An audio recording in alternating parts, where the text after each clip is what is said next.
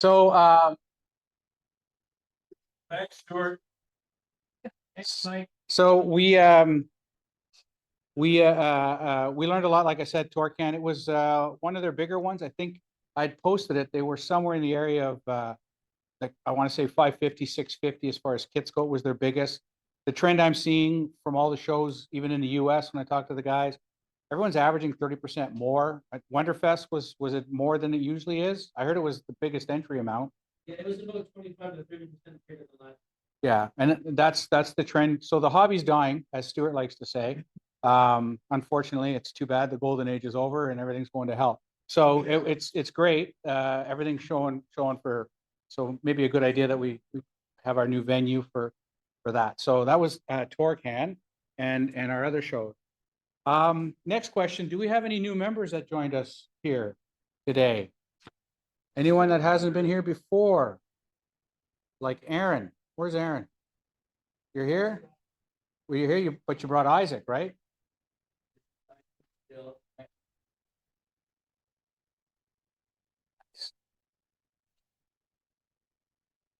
So is Isaac a builder also? You big models, Isaac? Yeah, did you bring one in that you built or not tonight? Well, welcome to the club.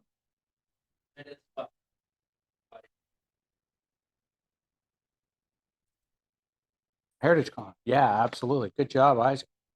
Okay, well, welcome, folks. So next we'll talk about, since Bill's here, we'll do a quick update on the show. I'll help Bill with this, but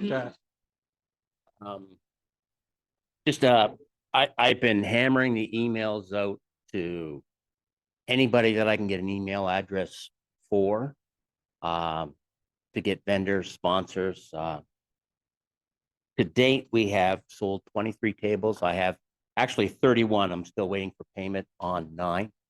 I'm still, every time I see somebody, give them my address or going through old shows in the past, and I'm just sending out emails. I just sent something. I've been having some conversation back and forth from Special Hobby in the Czech Republic. I'm going to hit them up for some sponsorship and some raffle table gifts. So just on a note, for customer service, Special Hobby is, I think, second to none. I've bought a lot of used kits from different people, either missing parts, like the last one I just got, the canopies were yellow, the back form canopies. They gave 4 canopies for a Super Corsair for free. All I had to do was buy a kit. And I was going to buy the kit anyways. They're just going to, and they're going to have to custom make them for me. The tooling they still have, but they don't have any parts lying around. So they're going to break out the tooling, make me 4 canopies and ship them to me. But yeah, I've always done that. So I'm going to try and hit them up for a few kits for the table. That they're the MPM Special Hobby. It comes a long way, and they make stuff that nobody else would. So, and but the show's going along well. I think we're pretty well firmed up for. Okay, good. Yeah, as a backup, I've been pushing for Clark Street High School. So I got to respond to an email they gave me, but it was just a backup. I'm not certain even it's going to fly, but I'm sure that this is going to be good. So if you have potential vendors, send them my way. Send them to the club, the website for the show. All the information's there, and I check the emails daily. So. Yeah, for sponsorships, that goes to me. And so if you want to be a sponsor, just click on to the email. I'm doing mass emailings. I'm probably on vacation, so that's going out. And like Bill said, we've booked Fanshawe, the big gym at the end of the campus over here, for our event. And tomorrow is the last day for timetabling. So tomorrow is when the college can confirm. It basically works out that if someone's booking the gym for a program or a course, we can't get it. So that takes priority, and the timetables are done officially as of tomorrow. So I should hear tomorrow or the next day. The other good news is we finally got an insurance quote. For those of you who don't know, insurance is becoming a significant issue I'm sure everyone, if any of you have been on Facebook, you've heard like IPMS USA. The president was on Stewart's podcast. IPMS USA wrote an editorial. The president for USA wrote an editorial that did not go over very well, and it's still not. He's published what I would say is a bit of an apology, and then the club itself, the executive came out with another sort of mea culpa, forgive us, but this is what we're looking to grow. The intent was good, the delivery was poor. But in the US, when you pay for your IPMS USA membership, right, that's the insurance for venues. They cover insurance costs. And so when Bill and I were at Torcan, we found out that was the one thing that almost threw Torcan right out the window was insurance costs. They had to change venues, so they were at a place they were using 2 ice surfaces, which is why it was when it was at that time of year, but also city facility, no raffle table permitted, because raffle tables are gambling. So basically they just made a coffee corner, and so there was no raffle, which is always something that we like to have at a show. And when I talked to their VP, was basically the insurance nearly killed the show. It was that expensive. So insurance costs since COVID have gone through the roof. And now there's COVID insurance, at least that's less now. The good news is we got our quote from our insurance carrier that we're using, which is the one for the province. And it's reasonable. So we're able to afford it as far as with our money, which is great. It's only about $350. The challenge comes with, we'll talk about the meeting room afterwards. But within 2 days, we'll know if we have our facility. So we're rolling. Already got one sponsor, more are coming in. So we're looking forward to that. We'll be reaching out for volunteers come August. So our show's on track, and I think we learned a few things about vendor setup for our show to make it streamline a bit better. We may not this time, but I'll tell you, Torcan used a register ahead of time QR code system, and I will have to say, with the exception of the guy handling the money, it was a really fast, seamless system to get in and out through the show to get set up. You remember that, eh? I was there. Yeah. Yeah. That was the bottleneck. But other than that, the QR code system worked fantastic because it really helped it move it along. So I do like that. So we learned a bit, Bill and I, that's what we were there for, not just completely restocking our own personal stashes. Thank you, Ed Kubiak, for all the presents. And we got some stuff like the Barrel Store gave us about $150 for the raffle table. So I got a bunch of armor stuff. 10 tables. Yeah, Barrel Store's bringing 10. So it's going to be good. So that's it for our show. We'll have more updates as we move along. Next up, as always, a word from IPMS National from the lovely and effervescent Carrie Trainer. There's only one thing to report, and that is as of the end of July, I stepped down after. Yeah. Wah, wah, wah. Time to get some fresh energy and blood on. So, if anybody's interested, talk to me. Right on. Thanks, Carrie. So speaking of IPMS Canada, I did bring the London chapter tour de force, as I like to say, because it just so happened that Jeff's CL52 showed up. So he's the front end. And then an article I think I wrote, I don't know, a couple of years ago on modulation made it to the back end. So we're kind of bookending, which was kind of cool to see. So if you're not a member, I just brought my copy if you want to have a look at it. But it's bonus 4 extra pages because Jeff and I have verbal diarrhea, but Mr. Sauve made us look good. So it's a good article. Actually, the Canadian South Vietnamese armored truck one is a pretty cool article too. So that's for anyone who wants to see it before I take it home. So, and Steve Sauve, if he could be here, would tell you, hey, if you're doing something interesting and you want to write an article about it, you're more than welcome to. He's always hounding people for articles. The minute we say anything interesting online, he's like, hey, would you like to write about that? So that's how he snookered me and Jeff. So thank you, Carrie, and thank you for your service. as our chapter liaison all these years. So if anyone's interested, great job, lots of travel. Everything's paid. Oh, yeah, 100%.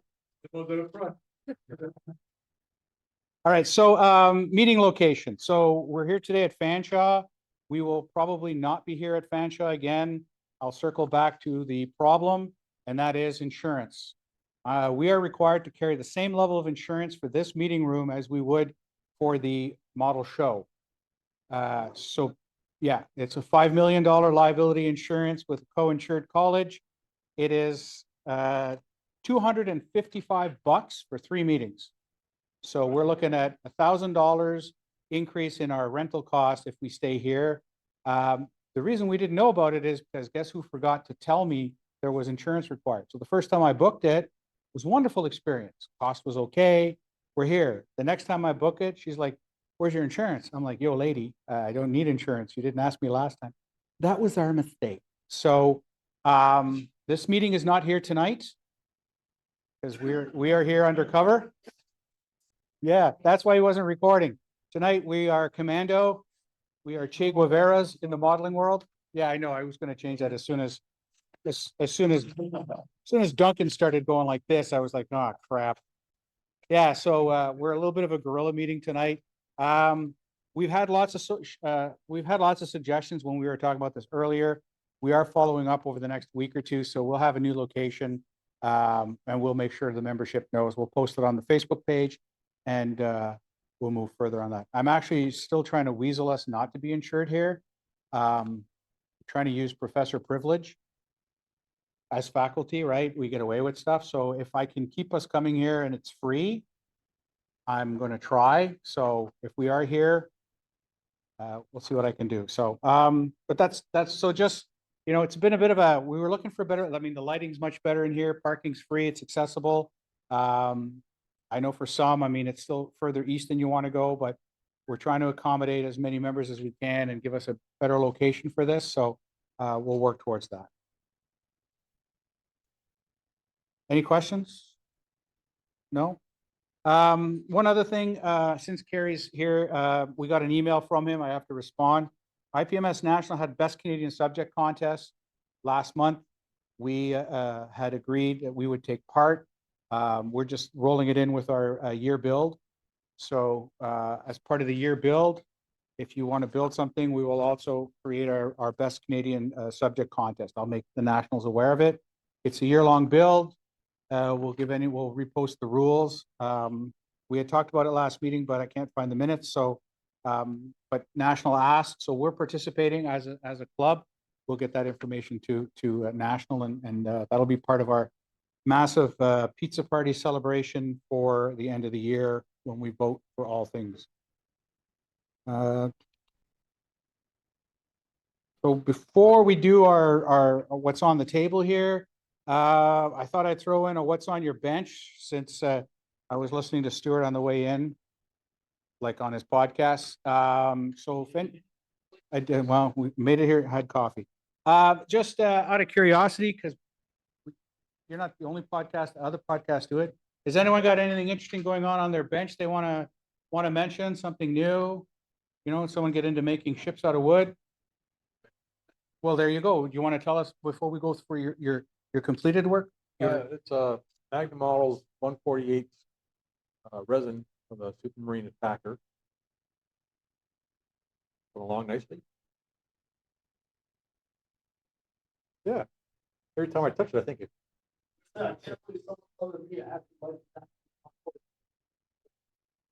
I did say I like it. I just like the pregnant duck look. It's not that. Nice. Thanks, Mike. Well, anyone else? Something interesting? Dave. I'm gonna alien bus ride. And one person inspired me to get back onto that, so I've set it on my bench, so now he's literally staring at me. And I've also got an ATST I was building for that group build on, what's the name of that, Facebook? For the Model Makers Union, MMU? Yeah. Model Maker. So that's probably goes, another one that's over, I can go back to some other projects. Absolutely. So, and that's gonna have an interesting thing. Some of you may recognize. Shocker. Yes, Stuart. 2.47, what if, let me share it here. Too many windows, too many windows. That's the old testers, the calorie kit. Throwing in, I threw on, gonna do an RCAF what if again. So I actually decided to go with rubber black Mia, just a nice subtle off black. So that one's done. And then I also did, I just finished, I couldn't bring it because I got too much other stuff to bring. We call that shit to bring. I have, hang on, let me find it here. It's a 148 Oh, scale. that looks a lot like mine. No, that looks a lot like Mike. No, that's not mine. It is. I have just finished a 148 scale Tamiya Bullfighter for the Let's Get Pacific group build, which was a lot of fun. Thank you to Mike for the details. I've also got your book back. Remind me before I do them. Yeah, there it is. There. Yeah, I used it. Yep, I'll bring those back. I don't think I brought them. All right. So that was a very nice. Yeah, Mike was very nice to bring give me the decals for that because I had no Aussie bird, but that turned out very well. So yeah, that's mine. Right on. Oh, I included that. Yeah, Mike had me join a group with RAAF topics, and they all thought it was quite good.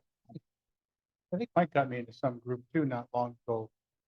Something to do with geezers, something like that. Yeah. I'm in. Great. All right. So we again, seems to be typical for London IPMS, our table is chock-a-block full of an array of a little bit of everything, which is really nice to see. Oh, Yeah. Kevin, if you want to unmute yourself. Yeah, I didn't think you could hear me. Yeah, we can hear you. Oh, okay. I was going to say on my bench, this is a kind of warning to all the 148 scale modelers. I picked up a Model Craft Norden Norseman for $10 for 2 of the kits at one of the shows. And I have to admit, it's simply one of the worst models I've ever built. The only good thing about it was the cost, but the fit is poor. The detail is incredibly lacking. But I got to build it into a seaplane Ontario at the cottage diorama. So we'll see how that goes.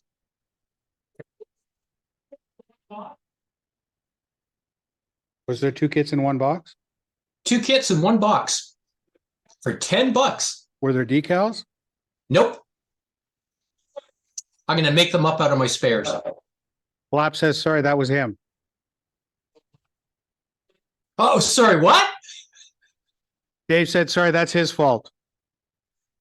Was he the seller? Yes, he was. No, it wasn't. It wasn't Blappy. No, I know Blappy. It was not him selling it.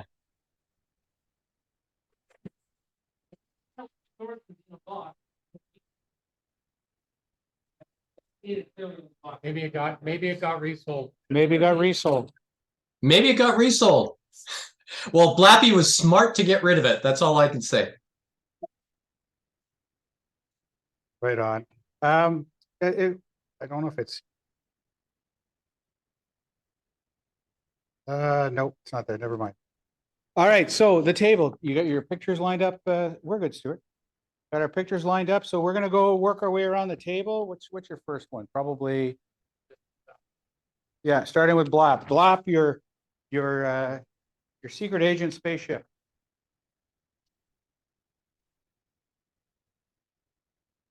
I'll wait until he gets it queued up here. All your first.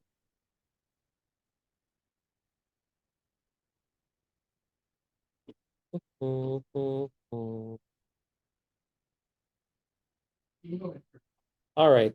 So the first one, you're gonna do the Voyager first? Okay, so it's not the Voyager, but so this is a Voyager kit, the new 1000 scale kit that came out. And Rick Sternbach, who designed the ship, has done a set of decals, and they're like low vis decals. And it's for this secret kind of like the CIA of the Federation sort of thing. and he's written multiple stories in 3 parts and got 3 different decal sets that came out. There's the Voyager decal set. There was like Klingon ones and Romulan ones, and now there's like a miscellaneous set that came out, I think. And so I started this before Wonderfest last year. I was going to get it done and take it to Wonderfest and let Rick put it on his table there. And I didn't get around to doing that because, of course, I fell ill last year before Wonderfest and couldn't attend. So it went in a box. And then a couple weeks before Wonderfest, I was working on another project. I got it done with about 10 days to spare, maybe a week to spare before Wonderfest. So I thought maybe I can get this one done. So I did get it done. And there's a tag sitting in front of it there. That's a tag Rick made to display it on his table at Wonderfest and to help promote his decals. And he actually had a base. He took that same base and he like textured it like a planet surface with oceans and continents and mountains and stuff. And it was on display with that at Wonderfest. So he was quite tickled to have this on his table. So it was fun to be able to do that for him. I got a picture somewhere of me and him with the kit. So that's it for that. The next one is probably one of my gun towers. Get to it. And so a guy I know, Jason Eaton, I've known him since about 2005 at Wonderfest. He always does these group displays now. Oftentimes they're Star Wars related. And so he was doing one this year, and he had access to original studio models of the Return of the Jedi gun towers that you see on the Death Star surface. So he got them from somebody who was involved in the movie originally. He has several friends now that are the original model makers at ILM that worked on all the original Star Wars trilogy and anything in between then and now. A lot of those guys have worked on as well. So somebody sent them these to do, they wanted them restored because they were a little beat up. So Jason said, hey, do you mind if I take a digital scan of these and turn them into a model that, I can sell to some people, some close friends or whatever. And the guy said, that's fine, go right ahead and do that. So that's what he did. And he decided to do a group build for Wonderfest. And the idea was to take these and, try and do something whimsical with them. So I thought it'd be kind of fun to do a couple of different things. The first one we saw, this one here we're seeing, this is the smaller scale of the gun tower. So I designed in Autodesk Inventor and 3D printed a couple of like ship's cannon barrels. And I replaced the turbo lasers with the gun barrels. And then I covered the entire thing in wood grain decals. So this is like a wooden, it's like old timey kind of thing with cannons on it, right? And then the other one I did, which is this one here, I thought about, the Reno air races have those turning towers and they're checkered like this. So I decided to turn it into a gun tower. They sometimes have like yellow advertising on top. So I thought I'll make the turret yellow. I'll put the gun straight up. I'll put flagpoles in the gun cannons, and I'll cover it in a bunch of different markings, and I'll get some of these little Bandai 1:144 scale ships and have them coming around. So of course I did a ship and Gulf markings because, it's not an addiction. I can stop anytime. So, all right. And then the yellow one, or the red one is done in Ferrari red, and that's Ferrari markings on it. And it has Gilles Villeneuve's car number on there. And then the green one is done in British Racing Green and has Jackie Stewart's number on it. So I thought it'd be kind of fun to do that. And then so I can bring racing and Star Wars together a little bit. And then I used my Cricut for the first time to do something detailed. And so the blue and white checker, I used Tamiya tape to put that on there. And then the red lettering in Arabesh says BLAP on there. And I cut that on my Cricut vinyl cutter. So I used the Tamiya masking tape sheets you can buy. And I cut those out and I applied it to there to get those markings on there. And then the base, I did something I've never done before. I went down to the beach near my house there in Sarnia. I got a Tupperware container of sand. I came back and I mixed it with like the acrylic paste you can get, the acrylic gels for painting. I've got a medium thickness one. So I used the acrylic gels and I mixed it with sand and laid it on there. And then I would sprinkle sand on top and kind of pat it in and knock the extra stuff off. And then once that was all dry the next day, I took Mod Podge, matte Mod Podge actually. My daughter had a can of that because I had no Tamiya clear flat, but I know Mod Podge is actually pretty good stuff. So I sealed all the sand in place with Mod Podge so it's not crumbling off all the time like it generally does. And I just sort of held a sheet of paper against the gun tower to protect it. And turned out pretty good, held the stand in place. I got some fossils a guy at work gave me, so I put a couple little weird rock formations on the base as well. A couple little piles of different colored gravel and that I had in little buckets I'd found over the years. And I put those things on sticks, and so these two sat on the table. I think there was, what, 12 or 14 of these things altogether on the table. A couple of guys did something whimsical. Somebody had They made it look like the Empire State Building. They had King Kong on top holding the X-Wing fighter. One of them had like the creature that was in the one-eyed creature that's in the trash compactor in the original Star Wars. They had that thing. It was sort of coming all apart, and this thing was coming out of it, which was really neat. And then Jason himself, he did one that looked like a lighthouse, and it had a light in the top.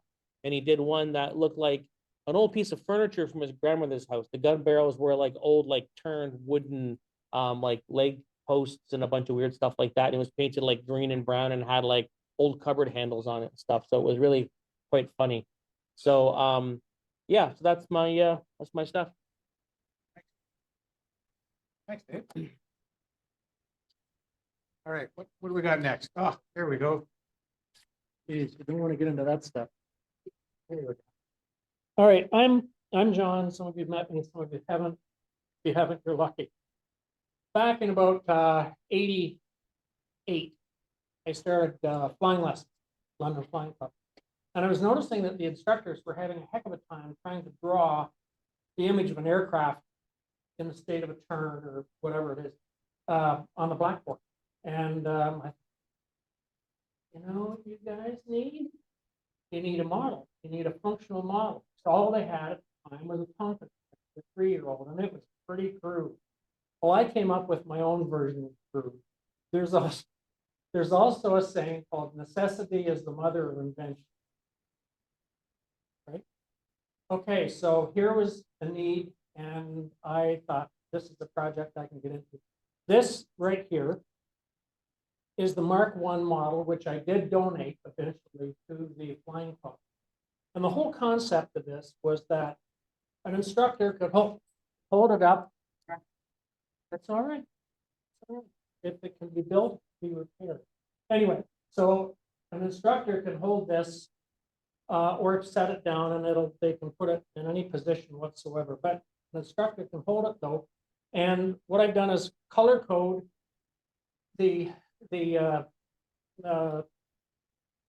all of the operating parts to the part that they actually operate.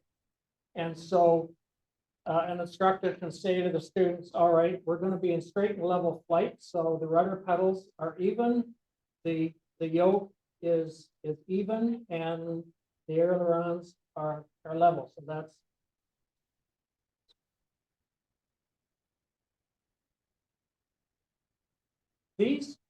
both of these models actually have been in storage. Anyway, so but the idea was that the instructor could show to the students what you do when you're in straight and level flight, and then you rotate that to the right, have this aileron goes up, this one that goes down, and that makes this wing dip. And then you can also adjust the elevator and the rudder and so on. So anyway, I did donate one, fully functional, and I found out after a little while that they were using it on a regular basis. Not only because I was actually beyond the ground school at that time, but the instructors were using it even for a pre-flight, sort of a pre-flight reference to even the commercial student.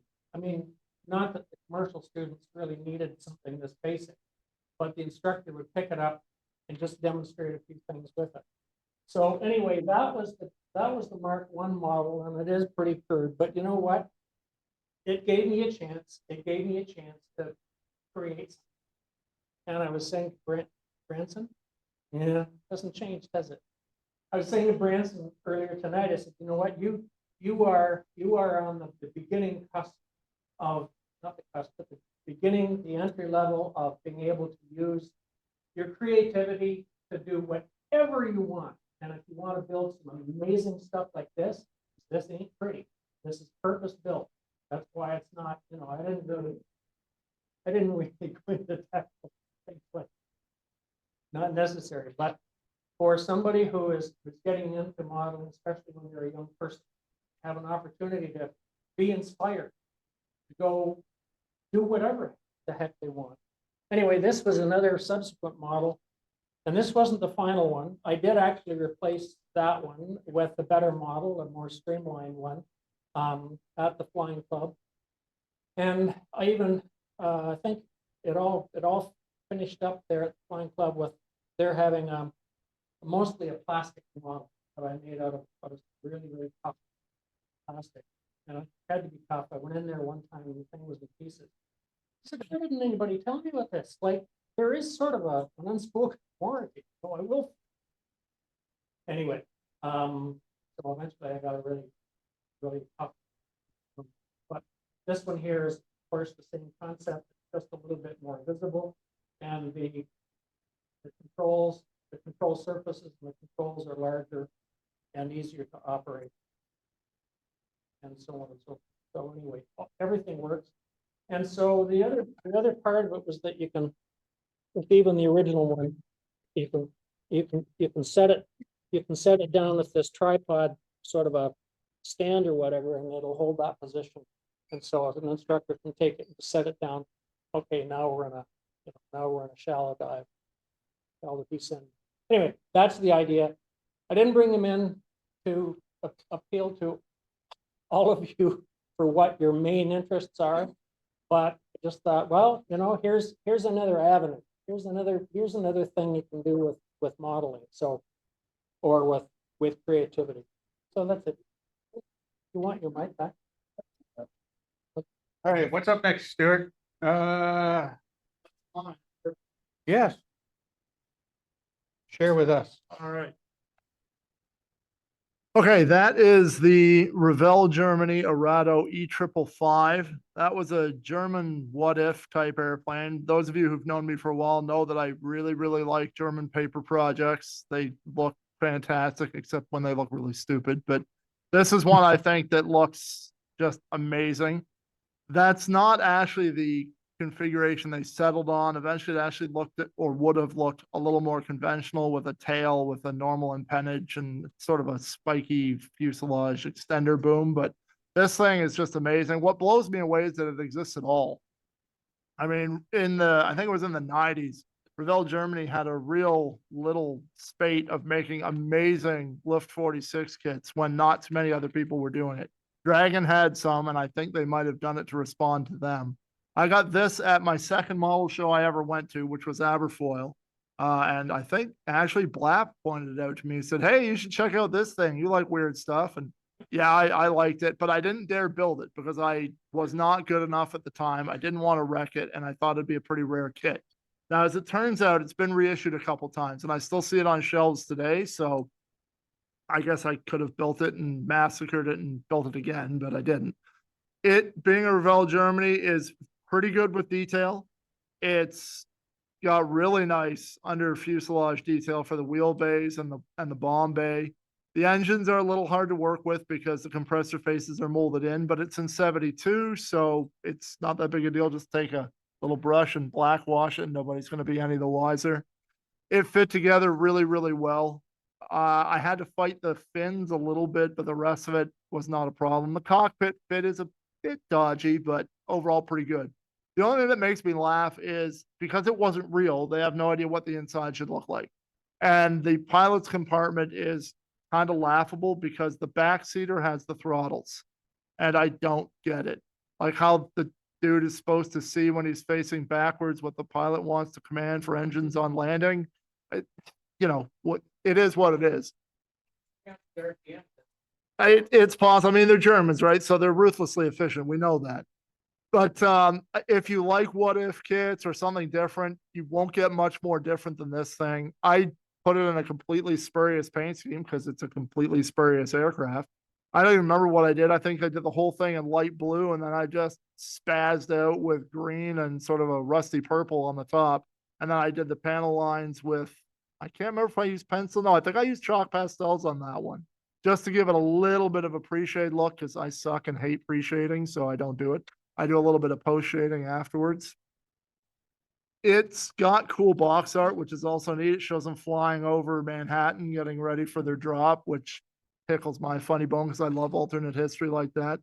Really, the thing that's the most amazing about it is 72. So if you've ever seen a 72 B-52 and you compare it to this thing, you have to laugh at what the Germans thought an intercontinental bomber should look like.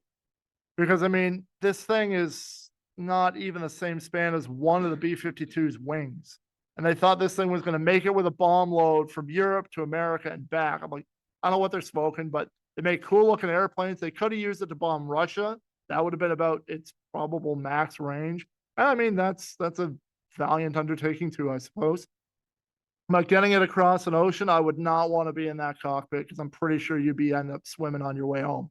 But fantastic kit. You still see it around. I say if you like something weird, I mean, I'm sure Dave, you could air race it, put in golf paint or something. It look. It is well, but I have hydrogen mark. Oh, okay. Oh, that makes sense actually, like that other one you did. Yeah. Oh, that'll look good. So yeah, you can do anything you want and you can't be wrong. That's what makes it fantastic. So okay, that's good. Thanks. All right, what's next? I believe that's Branson's. Go ahead. I decided to stay in the box for modern aircraft, and I chose to do a Typhoon. And so far, it's going pretty good. It's in its earlier stages. There's a lot to be done to it. I screwed up my nose by dropping glue on it, and yeah, that was not fun. Derek? No. So it's been a fun model. I've done it in a fairly I think I've done it fairly okay. Fitment's fairly good.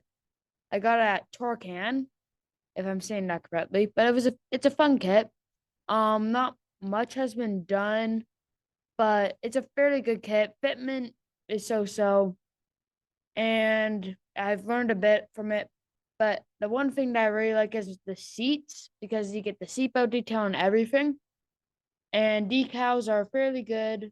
The instructions are a bit confusing, but it's a fairly good kit. I like it. It's 148.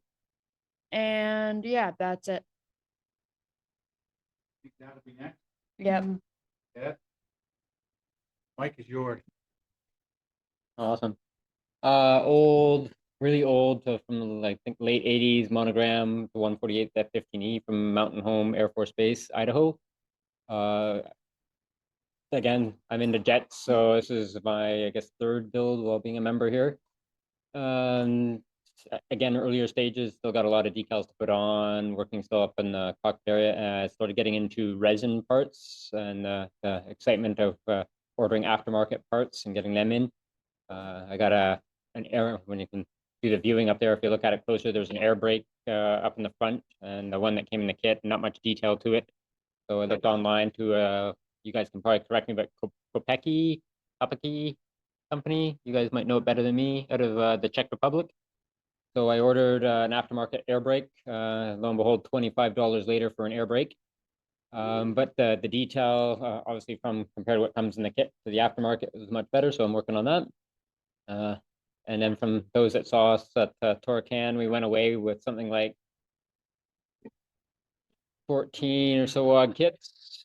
So yeah, we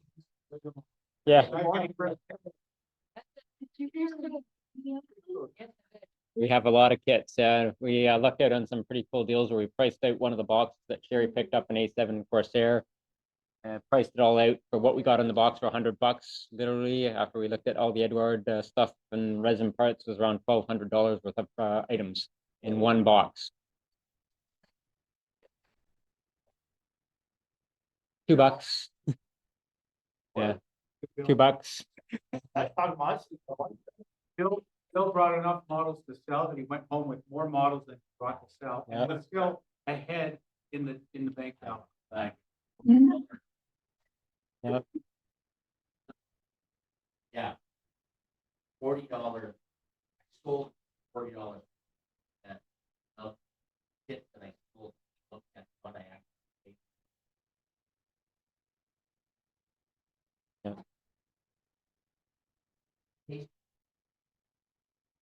So they listed the negative UF4.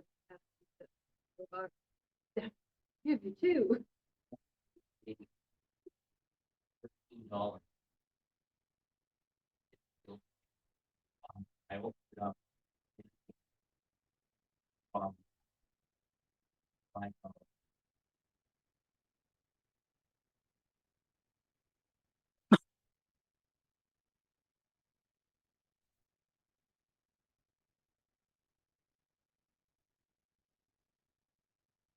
So yeah, that's my build. So, All right, where are we next?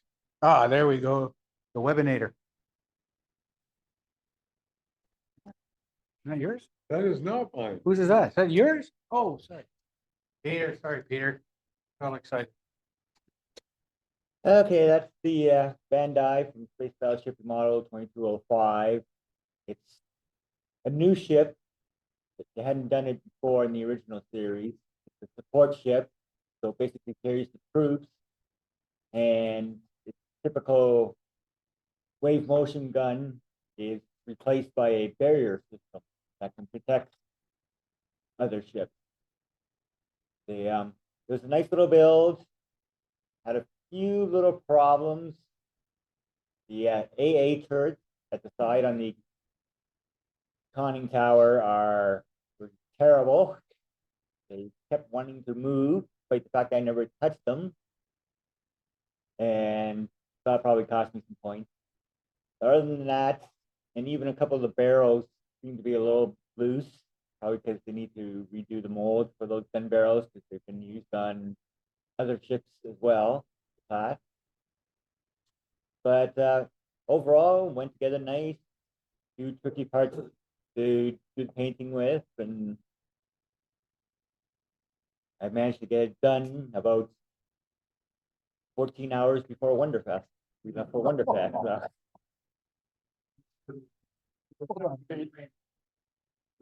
On 1,000. Now, Wonder Bread for Wonderfest.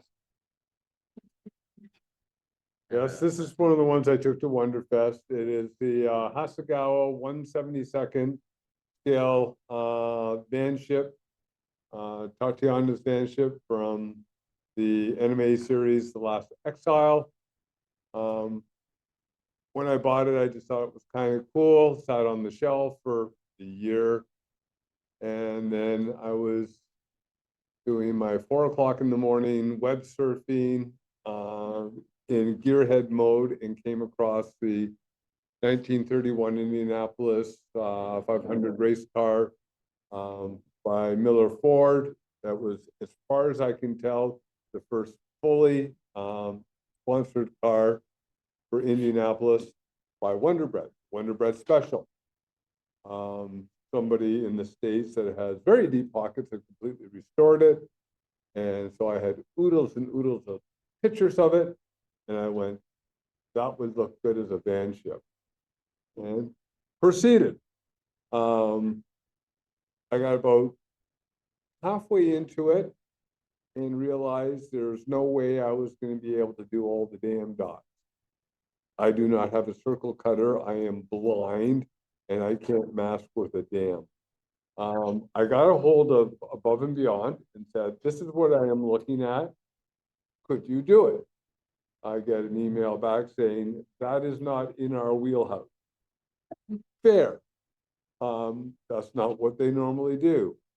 About 3 days later, I get another email back saying, it's too damn cool, I'm going to do it for you.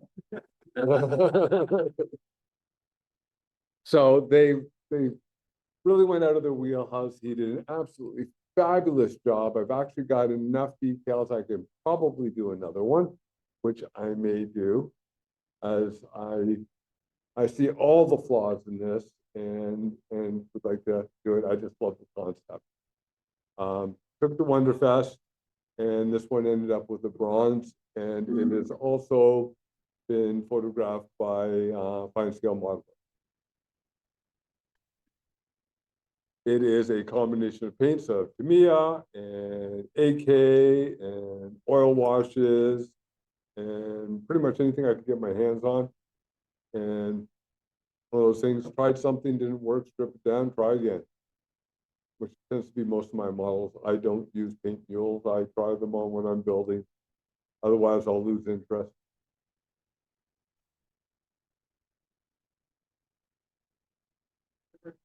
So Thunderbird 2, again, mine, went to Wonderfest for me. I bought it at Wonderfest last year, wanted to get it done for this year.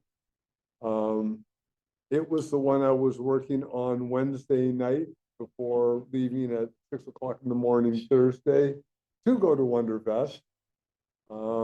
It's actually a really nice little kit to build. Fits well. The only problems I had with it were user errors, where I messed up a bunch of things, and having a dog eat part of it. Yeah, this is the one the dog ate.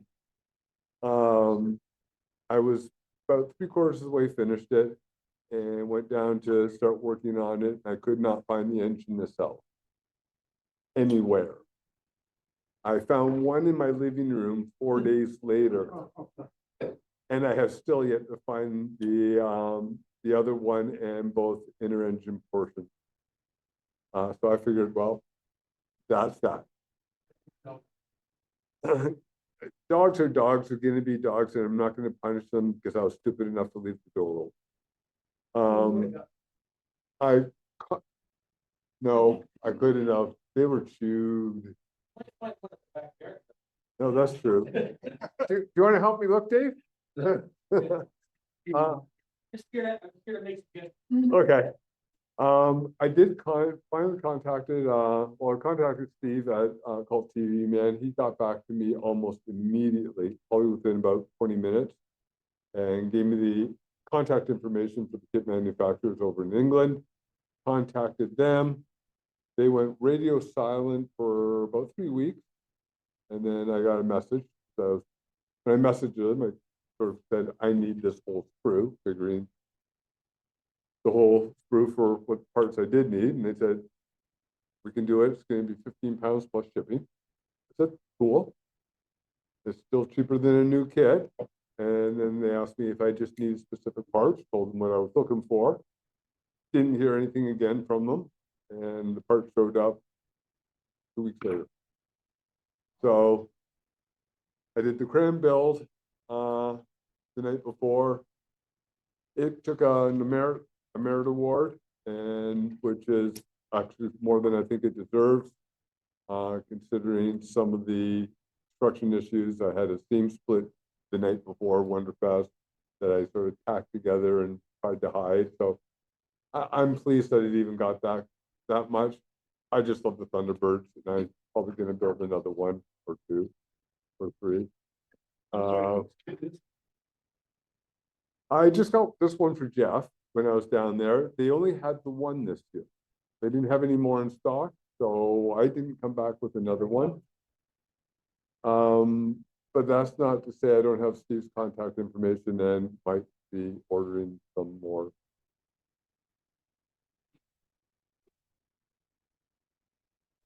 Okay. Is this your bus? This is mine as well. Yeah. I'm just gonna sit. And you got the back side of it. That's okay. This is Pumpkinhead figure when I was down at Wonderfest again. While the others were traipsing around spending money at hobby stores, on the Friday, I decided to take one of the figure courses put on by Amazing Figure Modeler magazine.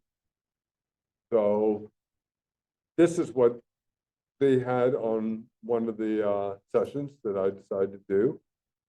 Horror is not my jam normally, not my thing, but I figure anything I learn on this, I can transfer into either other figures, which I'm beginning to develop a fairly strong interest in, or even in how to do shading and weathering that on some of my vehicle models.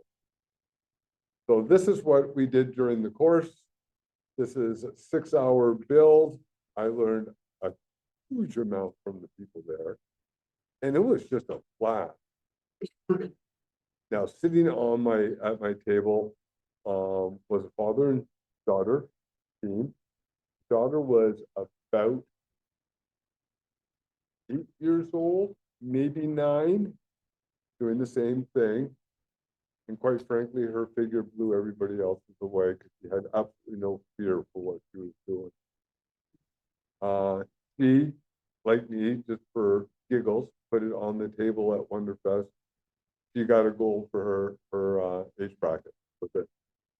So this is one of those, it proves that you can do things well outside your genre, Still learn a lot, and I had a blast with it. It really was fun. There, that's me. I'm done. I don't have anything else on the table.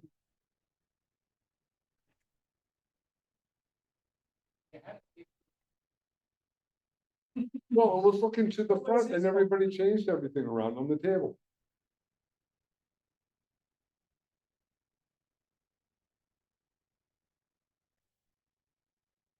Pissed because he was facing the wrong direction. Nice.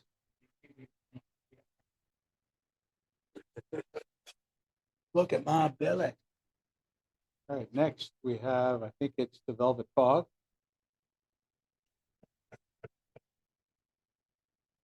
I'm gonna make it stick.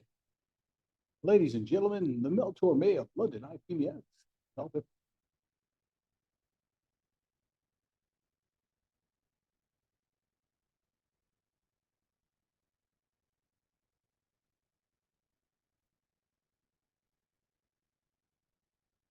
For those of you in the Zoom call are not aware of what's going on, Stuart has lost his mind.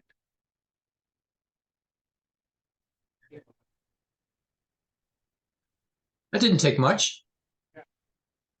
Oh, there we go.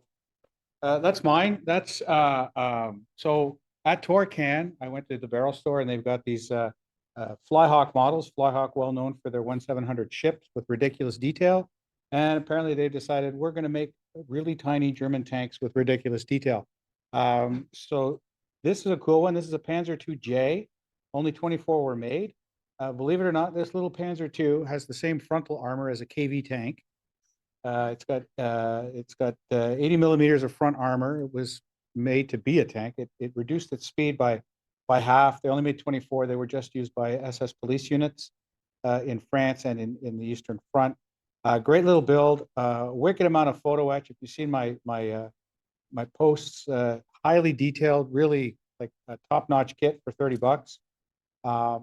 And just a great build. And this was to practice making German gray look good. And I think this one came out pretty good, especially for its small scale. So about 4 hours to build, 20 hours to find the photo etch off the floor, and then like 11 minutes to paint because it's great. But you know what? I'm impressed. I'm building another one. They actually in photo etch 1/72 scale. I have photo etch power cables from the headlights to the headlight mounting on the side. Like it's there's somebody in kind of smoking something and I want it.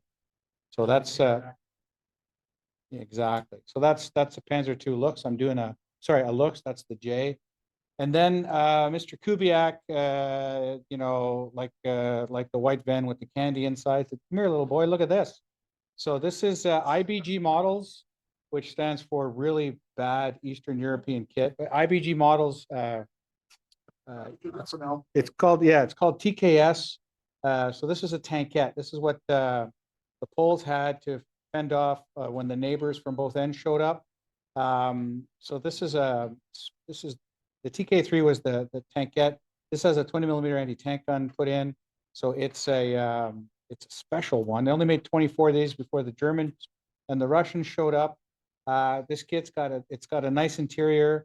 It builds pretty easy. The only problem is original kit came with IndyLink tracks, which I guess people complain because it's such small tracks.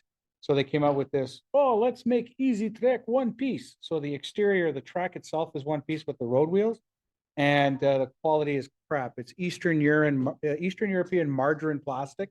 I call it margarine now because it's got a massive seam line, and as soon as you sand it, you lose all your track detail. So there's a bit of a seam line because it just gave up. That's the worst part of the track. There's also Ataka paints that came with the kit. If you don't have Ataka thinner, if you try isopropyl alcohol or water, be prepared to clean your airbrush because that's what I did for an hour after I tried thinning it with either or. So those are Tamiya paints, which I tried to make look Polish. So I sprayed it with an accent. And thank you very much. Tip your waitress. And then I did a Tucker special. So like Ron, I took some roofing insulation and I made a cobblestone type brick road out of it. First time I did that. I think it came out really good. I like using it. So good thing I bought a 24-foot long sheet. So there'll be a lot of cobblestones in my future. But I didn't see the smaller pieces they were selling. So anyway, if anyone ever wants to, real cheap way to do a quick base, like making a road like that, call Ron. What you can ask me, like this took about, I think that road piece took about 2 hours from start to finish, from cutting it to being done, paint and all. So it worked out really nice. So it's a nice kit, but if you buy this, if you have exactly, you have to eat kielbasa before painting it. If you buy it, buy the kit that comes with the Indie Link, because this stuff is, these ones are brutal, or buy aftermarket, because this is crappy. So there you go. That's my contribution to tonight's small build. And then there was Michael. You didn't recognize it at first, eh? No, it didn't. It looks good.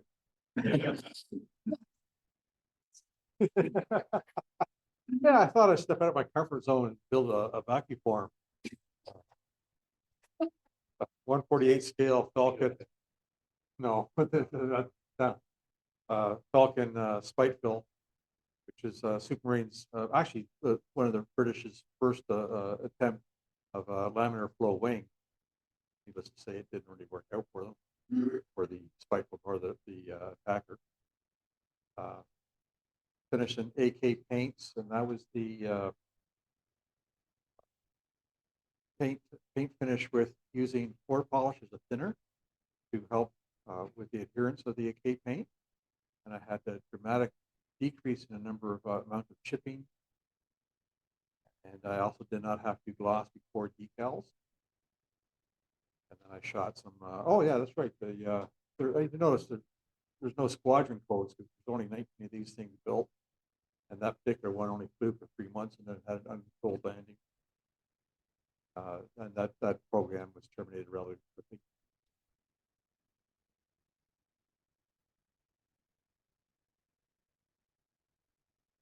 Enough to make it thin.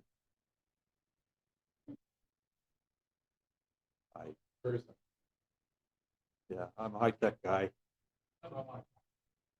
It worked well and cleaned well too, unlike what you went through. Actually cleaned it with alcohol and then shot some lacquer thinner through afterward, just in case. Yes. Special. Yeah, I brought along some of the 3D printed stuff, things I'm doing that demo tonight. And the little shirts there, that is all in one piece printed. And the green goblin guy is a mushroom dealer of the magic variety. And you can tell by his eyes if you look at him close. And yes, and then there's a goblin riding on a cave squig that I've been painting up. And I'll show you later in the demo how that was printed, supported and everything. And then I brought my 1/72 KV2 tank, which I 3D printed and then modified the hell out of it to add extra detail. I'll get into a bit more about that in the 3D printing, but I made like the toe shackles and the toe cable ends, hatches, the toolboxes on the fenders. I replaced the fenders with styrene.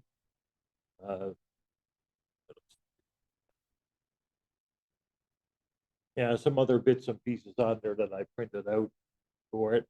So that kind of shows what you can come up with the 3D printer, and a little bit of searching around to find the detail parts and then scaling them to 1/72 printing.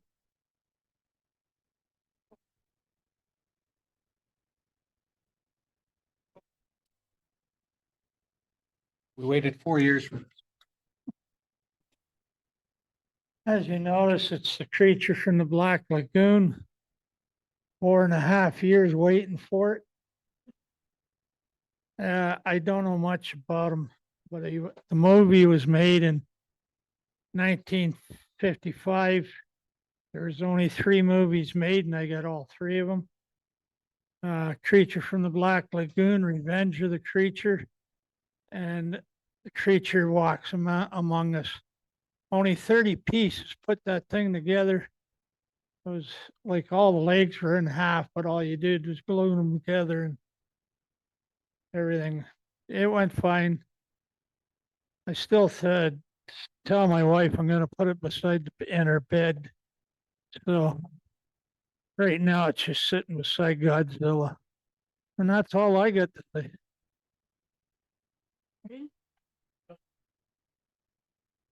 Yes.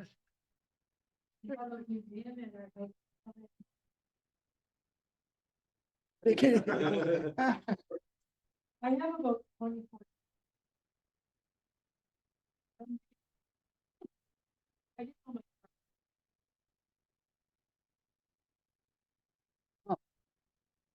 This is Kawasaki KI-61 Hein, which is Japanese for swift swallow. I bought this at a swap meet at our stash night here a couple years ago for like $2, $3. So I put this together. There wasn't much of an interior, so I found a spare seat, another box, added a few other details to busy up the cockpit, and then shot it with Alclad aluminum, and then used the salt weathering method on it, and then shot it with a darker shade of the aluminum. And I fast and painted the white bands and the red band on the fuselage. Then I made my own mask from Tamiya tape and spray painted the red Hinamuro, I think it's called. Hinmaru, the rising sun. The rest of the decals are so the rest of the markings, the red markings, are from the decal set. When I looked through the photographs I could find online, these Hines were beat up, and the camouflage clearly was put on by anybody with a paintbrush, became camouflage technician of the day, and heavily worn too. So after I sprayed all the aluminum, I gave it a shot of gloss, and then went at it with some Tamiya green, and just tried to follow some of the patterns I saw on the internet. And then before the paint really had a great time to dry, I took some abrasive cloths, started scrubbing at it. Basically scrubbed off a lot of the heavier concentrations to give it more of a worn look. This fighter was the only Japanese fighter at the time that used a liquid cooled engine, but due to quality issues, it had a lot of engine problems, but it was well respected by the Allies, especially in the Philippine operations. When the B-29 started flying over Japan and Japanese held territories, this was the only Japanese fighter that could reach the 30,000 feet to take on the B-29s. So when the end of the war occurred, most of these Hines were recalled to their squadrons and brought back to Japan, joined the home squadrons. They were tasked with defending against the B-29s that were, bombing Japan day and night.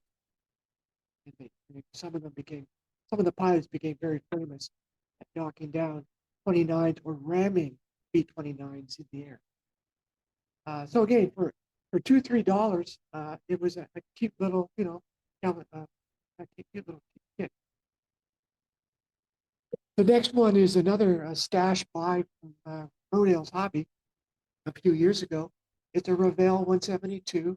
It's a Messerschmitt ME 210 A1. Or no, actually, this is a 210. It was oxygen. Oh, okay. But you're right, it almost. Yeah, the wing. I'm gonna blame Revell on that. Yeah, one. you go with the book. I go with the box. I go. So So the 210 had a very bad history. It came right out of the production and into testing. It was inherently unstable. It tended to stall and go into spins. The Air Ministry lost interest in it because of the complexity of trying to fly it. It was supposed to be built as a fighter destroyer bomber, so it did carry bombs in the forward fuselage and under the wings. But because of its instability, they only made about 320 of them.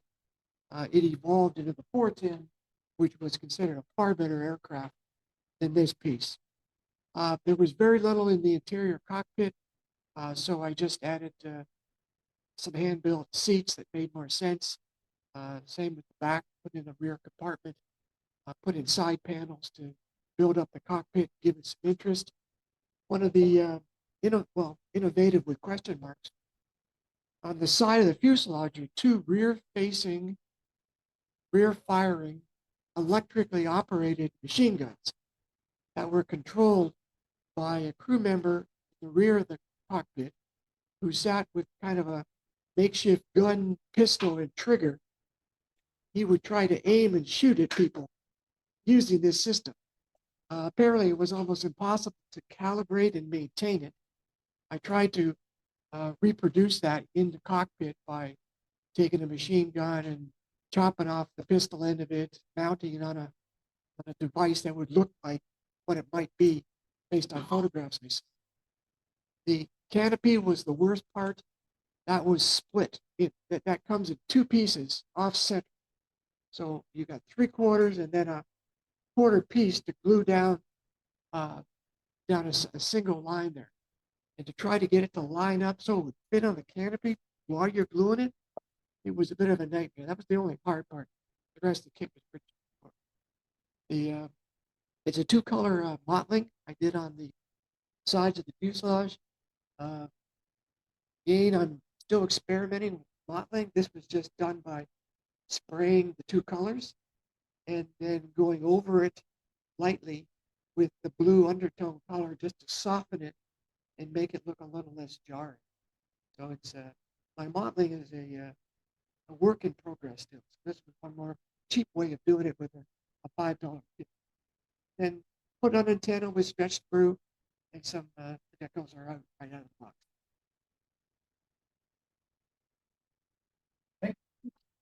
Well, that's it for that. We'll take 10 minutes. Sure. Oh, yes. Have a box over here, paint jar, little plastic shaker jar, layout. But the 5, I bought them to try and use them. They don't work. Work like that for airbrushing. They're nice for that. And then got the glass jars there. Several of these in use now. I'll fit an entire jar at once. So when I put time, I've got prime more than anything else. Model. So I've got those there, $3, 2 and they got a rubber seal on there. So I've never had a paint dry open or they're really handy. I'll fit them in one of those. They're over there and continue. Right on. Thanks, Dave. Yep. And I have some feedback themes. I store away, and somebody in our building left a bunch of tips. And interested, and we got like a 1750 sailing ship and some human warriors and some other stuff here. I think there's a Vermont. Okay. No, probably from an estate. They were dropped off where anybody's interested. Buying. Thanks. All right, so we'll take a little 15-minute break. The raffle 50-50 draw is open. Bill is here. We'll just take about 10 minutes for that. Come take a look at our build night. My tripod. It's in my car. Okay. Yeah, I've Okay. never not brought it somewhere. Okay. But I'll forget it.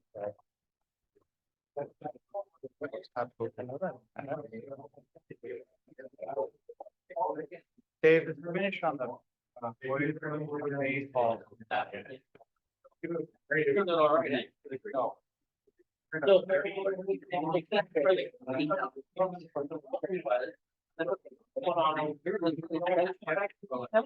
completely transparent. They panic of black. So I went, "Ooh," and I slid it back onto the decal paper, set it aside. I took a piece of blank decal paper. I waited, right? I waited like an hour, right? And then I had the decal out there. The next day, they covered me close and I stuck them on. Good save. I was like, Here's the practice one definitely now. yeah. Oh, yeah, it's beautiful. I know the park's pretty good. I've been offered to buy a base park. I'm gonna have to sign my dates. I totally forgot. I was too busy on the weekend. Take it back next year. Yeah. You know, if, I need to pay a visit pass to somebody, I would have applied for that. Oh, because I'm not a member yet, so. That's what you get, you get your first one free. Seriously? Yeah. Now I buy glass jar. Yeah. Okay. Next meeting, it's $30 for the year. For this next meeting, just come see Jeff and take care of you. With how first meeting's always. Oh, over, I was a member 20 years ago. Well, welcome back. Been away. Yeah, so go ahead, get involved. Yeah, but yeah, jar. Yeah.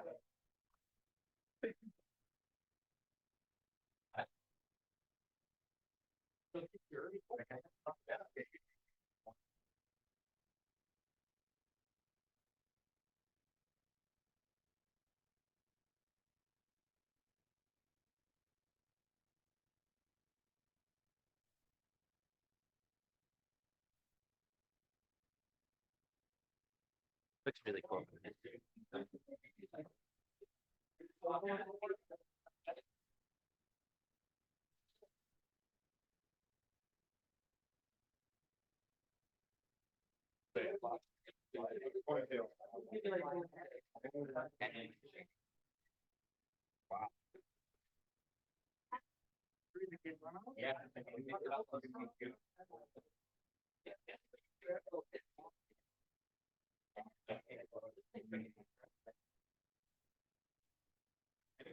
Yeah. Yeah. I'm not gonna grab. No.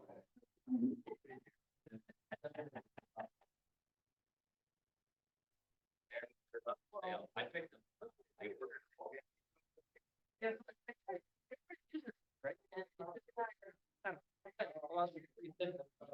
Oh, it is.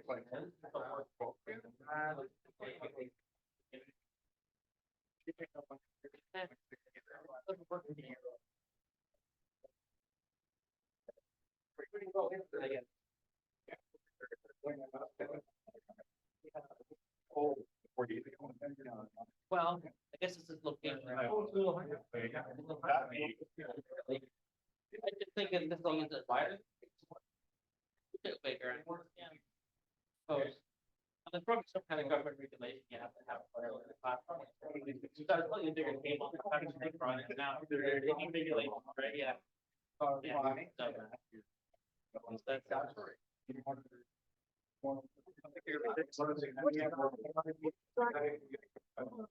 That is. That'd be interesting. Lacquer, metallic black. Yeah, I'll be over. Yeah, right? It has like a real nice depth and everything. Yeah. I love that.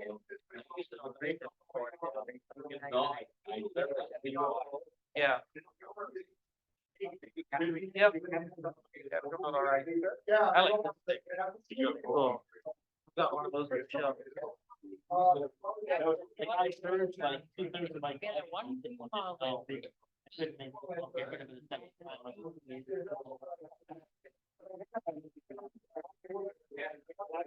That's great. But yeah, I've got hydro. The next thing will be. Cabin fire. Yeah, and I gotta give it some kind of a really wild landscape. And I'll put hydro mark on top. Yeah, it'll be fun.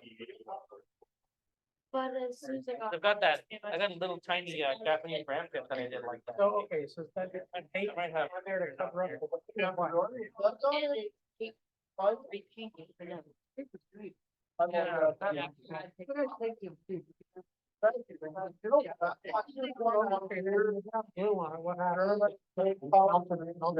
just what it was. Yeah, that's not what it was. Yeah. I bought that sound, I thought.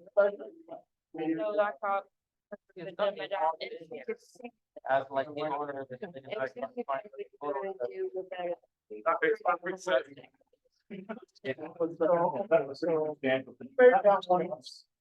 Oh, so I counted up all the parts. And. Unfortunately. For the matter of 3 or 4 days.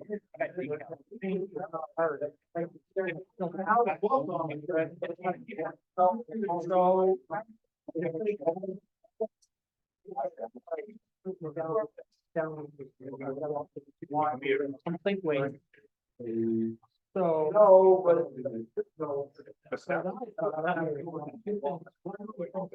Whatever it is.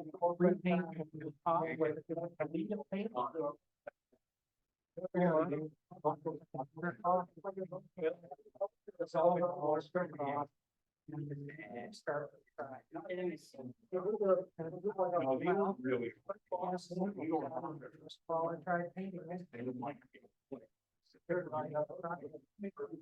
And then the problem. I like to go. Good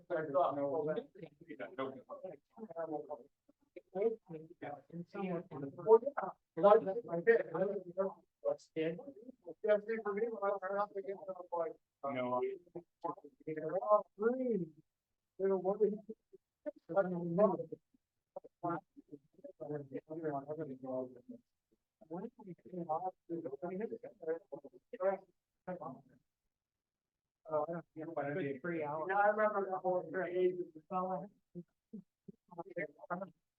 Yeah.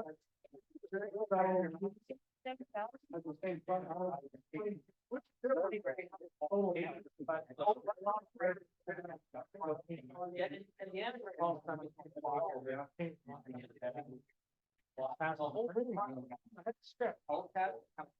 the parts. And I had to take the light and verify through it. Where the new.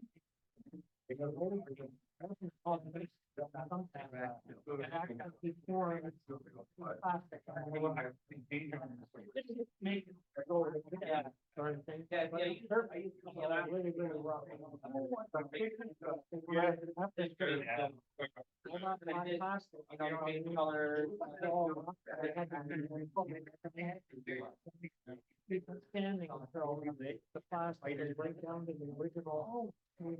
Oh, I'm sorry.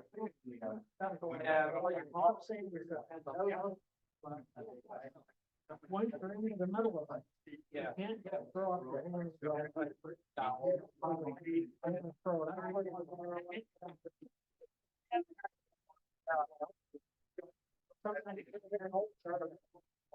So, I just had to read.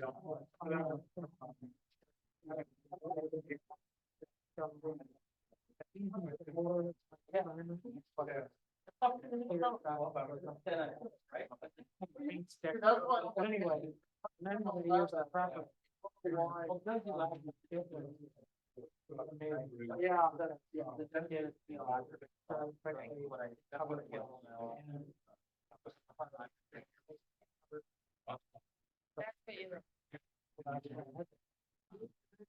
Yeah, yeah, you could go.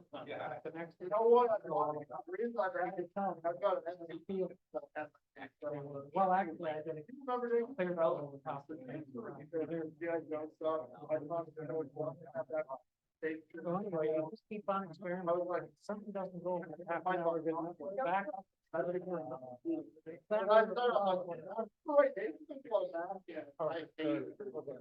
Okay, Frank. We're good. All right, we're gonna reconvene for Oh, wait. I think minutes. Bill does. Hey, Bill, hurry up. Last call for 50-50.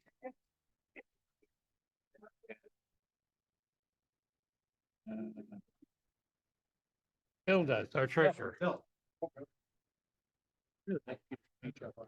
Yeah. All right. I didn't see it. I was running around like an absolute bugger. Yeah. Crazy, I man. welded. I You soldered it. crazy Oh, yeah. bastard. All right. Kevin, can you hear me okay? Thumbs up. Thank you. Okay. Last 50/50. So tonight, had to delay him a little bit. Now, from the head office in Indianapolis, Indiana. Ron's here to give us a demo on 3D printing. So we will turn the major of our meeting over to the lovely and effervescent Tucker. Okay, hello, everyone. Gonna do, I've already printed some parts on this printer here while the start of the meeting, just so I could get them printed. What you see on there are the parts. Let me take this hood off here. I'm gonna try and do some camera work on the fly, gentlemen. So, yeah, my apologies if you guys get seasick. Yeah, you can just set it there and point it up at it.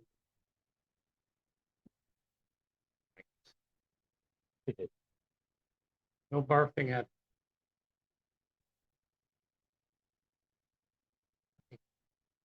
Yeah. So anyway, when you're printing with one of these printers, everything is upside down on this build plate. And basically, I won't get into too much about this because the first video that I did back, when was it, about a year ago, maybe? Showed a little bit more of just, how to get the printer up and going. Tonight, I'm going to focus on like how you prepare your files for the printing process.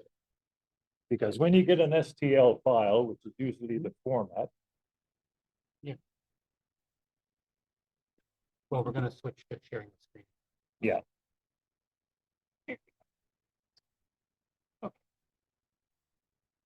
Yeah, so what I'm going to do right now, just so that these can be prepared later, I'm going to let the excess resin drain off.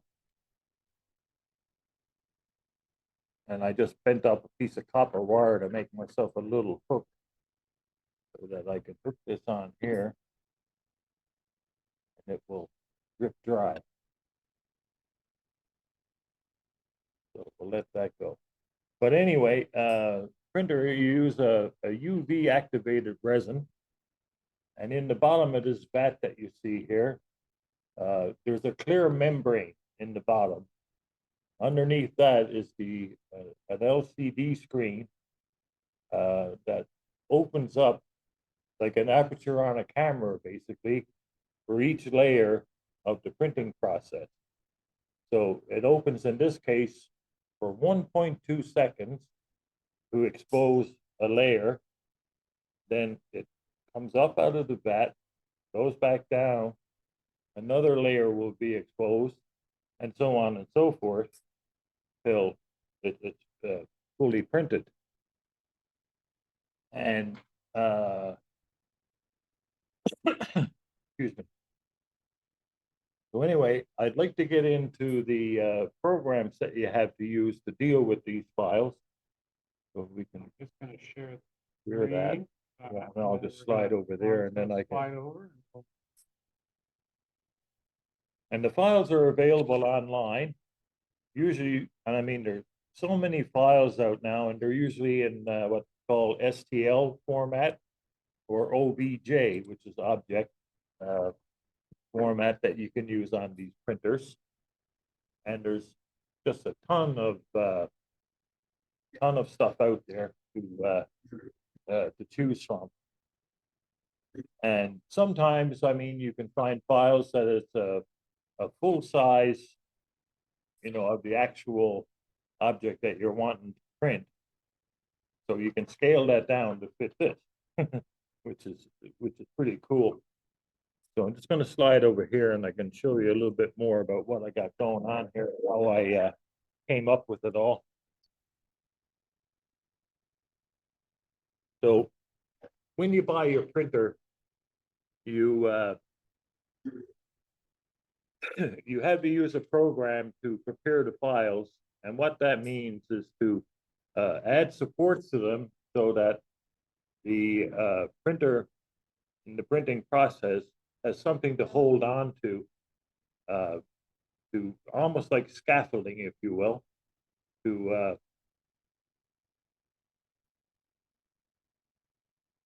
hold the parts in place while they're printing. And you can see that I've got, oh, just a window here, a little oil can, some bolt heads.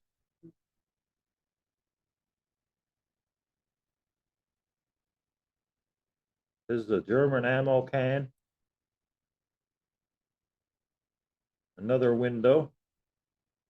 Couple of, and those ammo can, all these parts are 1/35 scale, other than the windows, which could be anything. And I got a couple of German helmets here.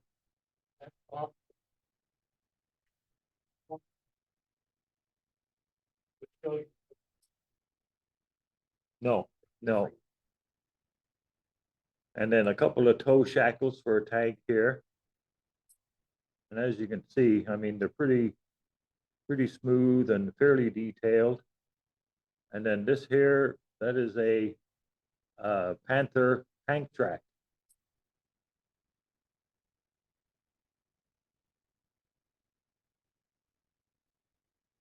And later on, when I'm going to show how I positioned all these and did all this stuff to, but there's actual even the, because this was scaled down from an actual full-scale Panther track.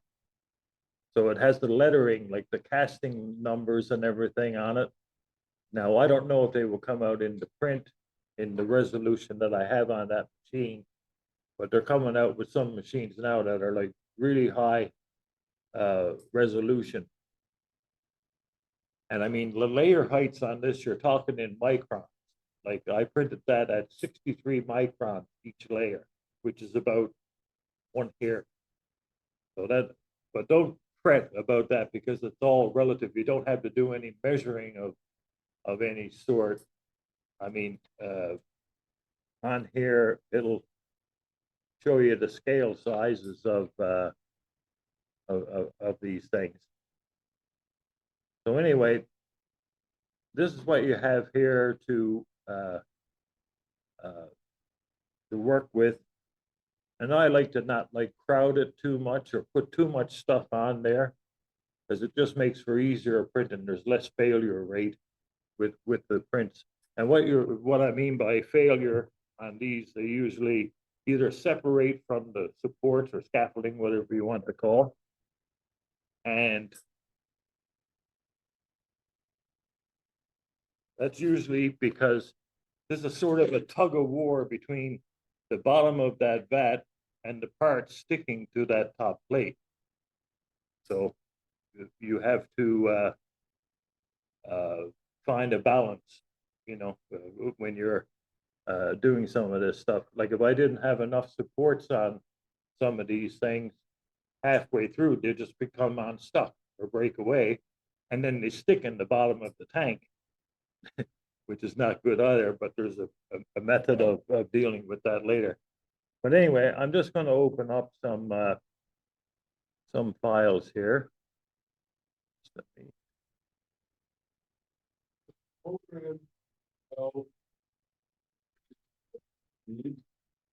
No, that's what we're going to get into now. Is that Stuart? I need this talking thing here. Can that be moved or eliminated? Yeah. Yeah, put it away. Okay, good, thank you. So all I'm going to do here is to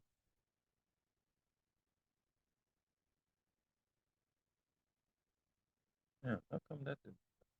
Oh, here we go. Okay.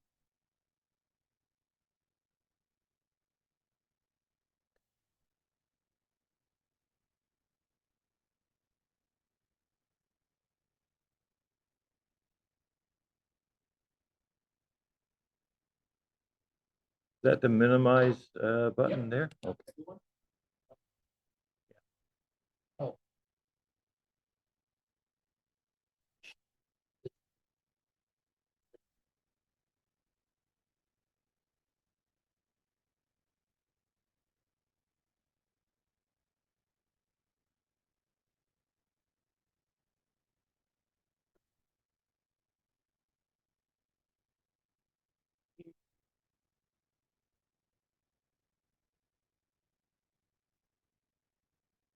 Want to get the stuff on the. Yeah.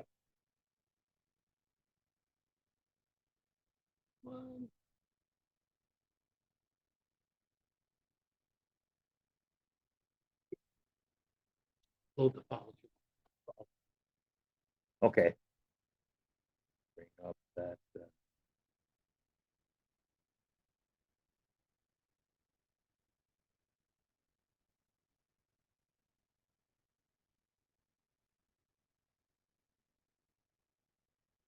Where are you? Oh. Oh, yeah, yeah, no, I know it's here. Oh, here it is.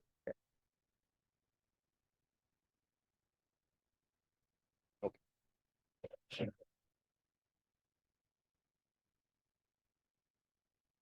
Oh, I got two versions of that going. Okay.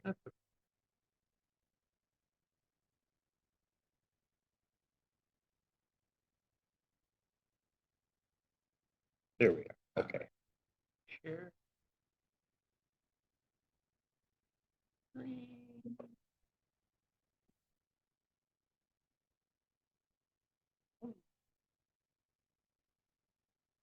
That's okay. I can. Oh, here I can do that.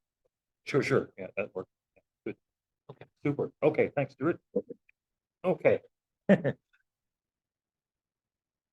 So here I have a 1/35 scale German armor crate. And the problem with supports and doing sort of flat and square objects is that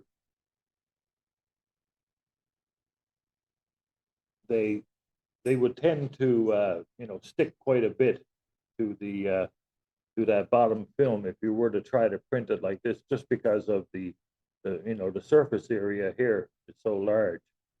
So I tend to put them on a 45-degree angle, which helps to reduce these stresses because the cross section is not as big. And also doing it at a 45 makes the upper surface, the top surface here, because stay smooth. Otherwise, if you do it at a different angle, you'll get the layer lines going along, which doesn't make for a smooth surface. So within this program here, there's it's called a slicing program because you have to cut the model in slices before you can print, and then also with the supports. So I'm just going to rotate this to a 45-degree angle, and want to do it this way. The other thing you got to try to pick out on these models is, either one or two surfaces of it are going to be pockmarked a little bit with the supports once you remove them. So you want to choose an area that will do as little damage to the part as possible. It's unavoidable with 3D printing.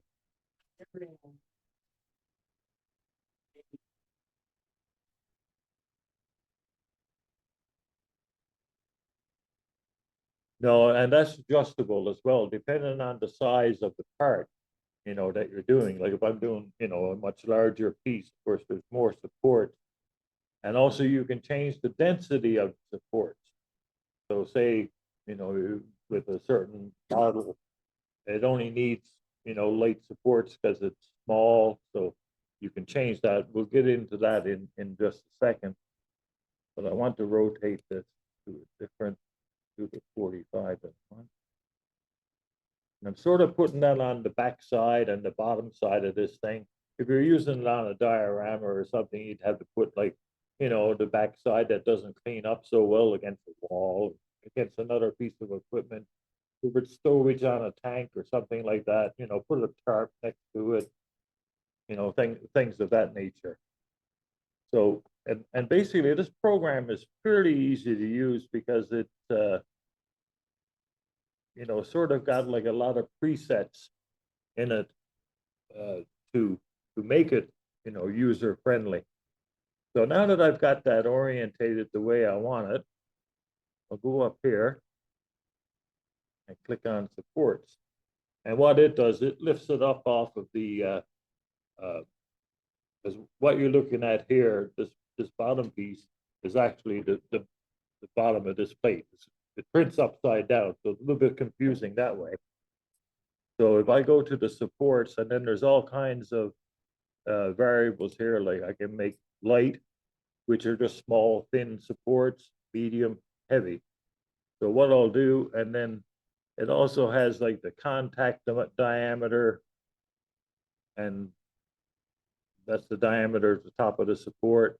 You could choose like from a sphere to just a straight point.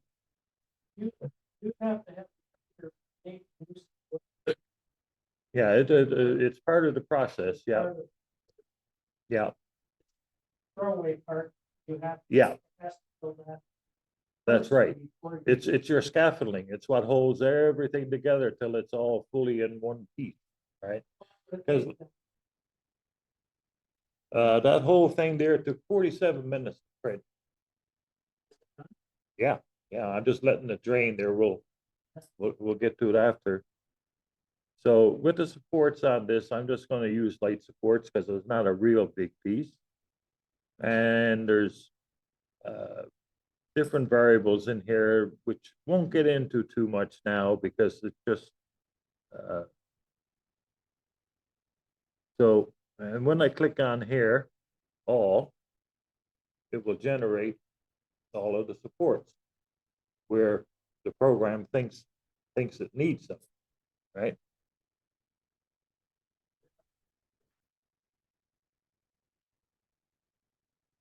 Yeah, you just specify light, medium, and then also down here is like a density, okay? And you can see what it's doing there, right? It shows you the different densities. Like if I remove these and then say go to, let's go like 75% thereabouts.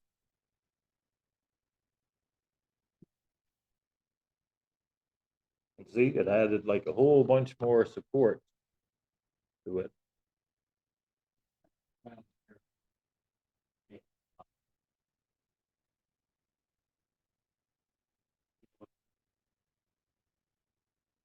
Well, you have to have enough for it to stay on, right? And so that's the, you know, that's the thing you got to play around and become experienced at. Like I've made thousands of parts and I probably got 100 that are usable, you know, just in trying different things. And what? This hobby stuff primarily, or do you like? Nope, just totally hobby. And this machine here with the bottle of resin that I bought at the time was around $500. Right now, a machine like that is about $250, and they've upgraded them like a higher resolution, and you know, bigger volume. You know, and they can cost thousands. Of course, something that's, you know, massive, very high resolution. So as you can see here, like with anything that's overhanging, you know, it puts a support to it. So that's why you got to kind of play around with the orientation of this. So, and the other thing we can do here, I'm just going to remove words. Now, say if I wanted to make that like in 1/72 scale, right? I can just, you know, convert from one scale. to the other percentage wise. And now So what? that object right there would come up with solid, solid, it's not hollow. Yeah, you can you can make it hollow. Where did my menu go here, Stuart? On the side.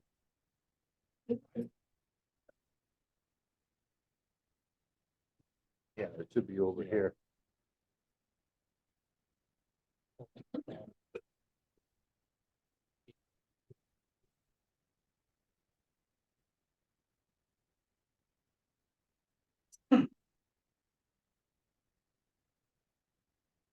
You've got version 1.95.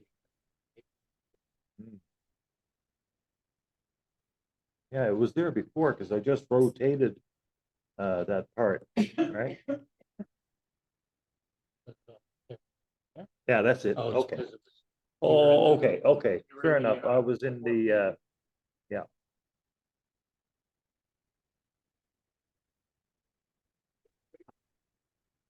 Eh? No, God, no. Used to be, probably, right?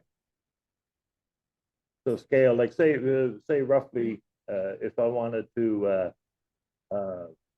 make that, you know, half the size, come in here and go, you know, 50%.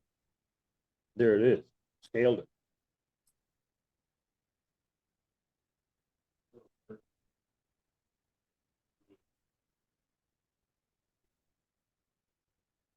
No, that was just printed just like that. There were no supports out or anything. That was right on the build plate. So let's go back to 100% on that.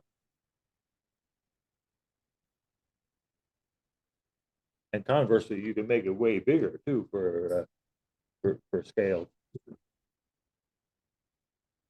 Where does the reality, where do you get the design? How do you start On the internet. Yeah, there's a couple of sites on there. Wrote them down. They're basically there's one site called My Mini Factory. I'll give you these, Stuart, to put in the later. Basically, some people who are a lot more. Great. Yeah. Like, Yeah. like, it's just like that.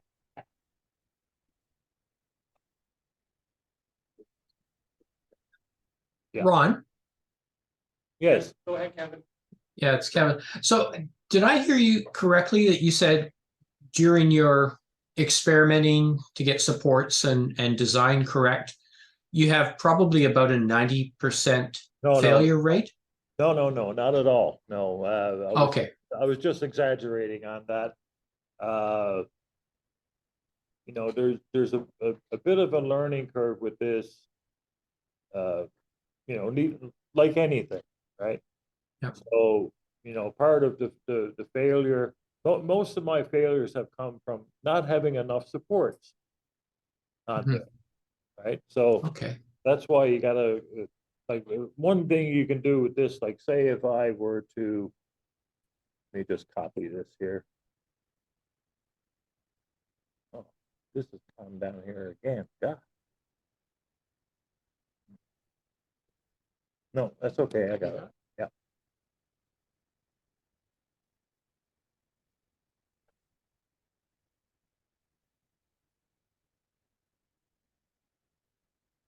Okay, there we go. Like, there's all kinds of functions up here, like to open the file, save a project. You can do screenshots, undo the last thing you do or redo, copy, and then auto layout, as you can see, is like to center the things on the build plate. And to hollow things so you can save resin and make the printing a little bit easier. You can dig a hole, and that comes in when you want to hollow out something. You don't want to create a suction cup, you know, like a bathroom plunger. It'll tear this thing apart almost. when you do that. So you have to drill a hole so that it relieves any vacuum.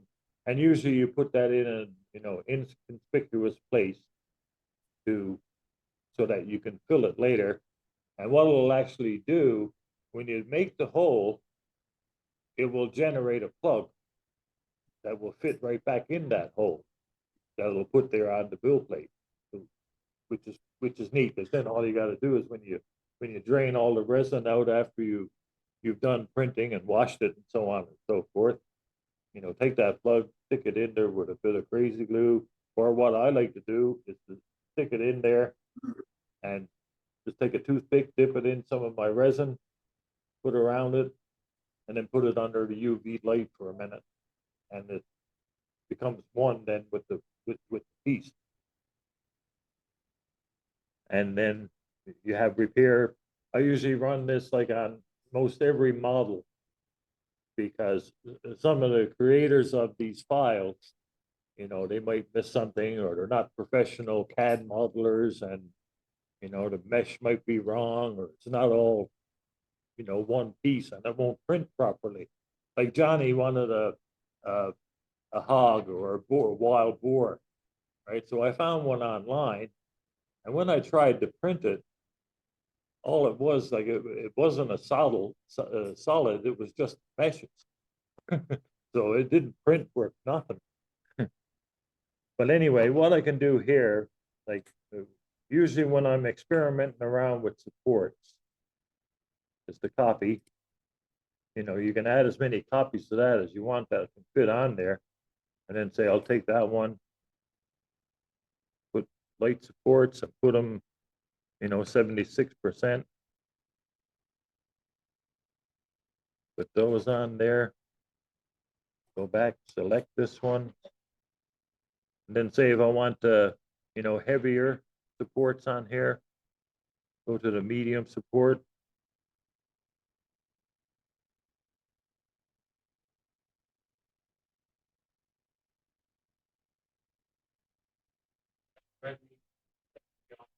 That's right, yeah.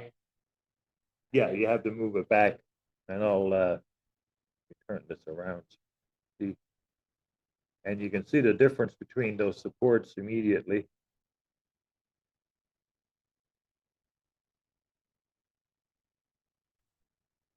Yeah, that's usually where most of the fails happen, is with the supports. And then I'll put heavy on here.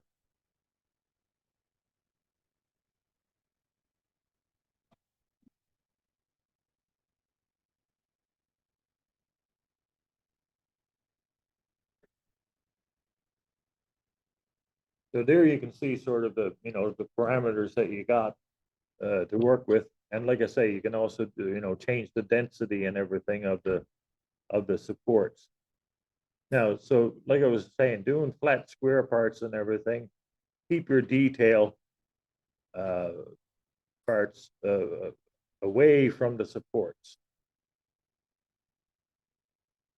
Those just trim off. Yeah, but we'll get to that in just a little bit here. What's that? Oh, okay. I just want to bring up another file here that will relate to what's sitting on the table over here.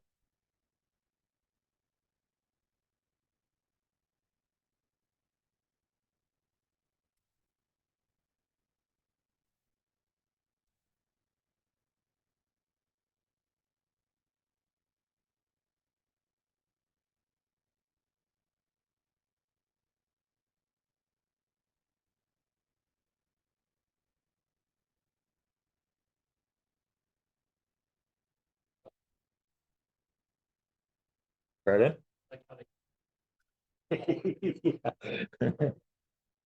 Okay.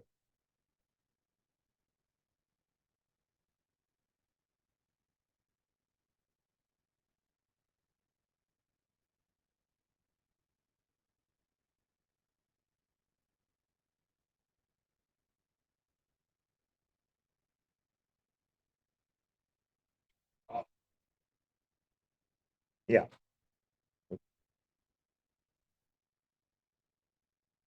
So anyway, here's the file that was used to create the goblin and the cave squeak there.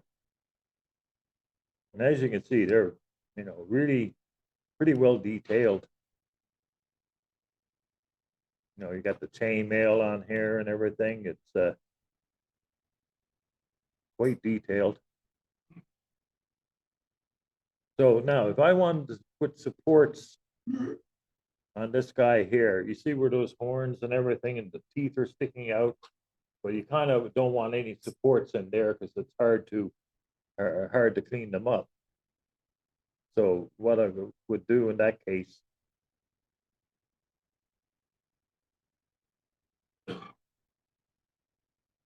just rotate them back a little bit so that all the supports will stay on the bottom.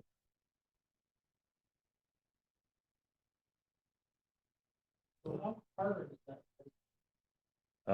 Like there's many different kinds of resin. You can get resin right now that like dentists use this stuff now all the time. So you can, you know, get resins that you can make teeth out of, or you can get resins that are flexible to make rubber tires for models, or, you know, things like that. You can get clear resin for clear parts, all sorts of Okay, things. so all of those resins would be usable in the 3D. Yes.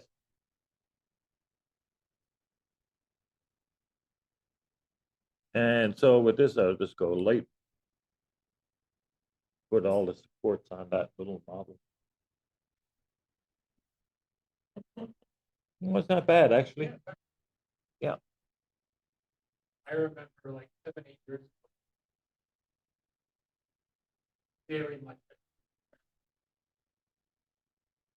Very similar concept, working slower.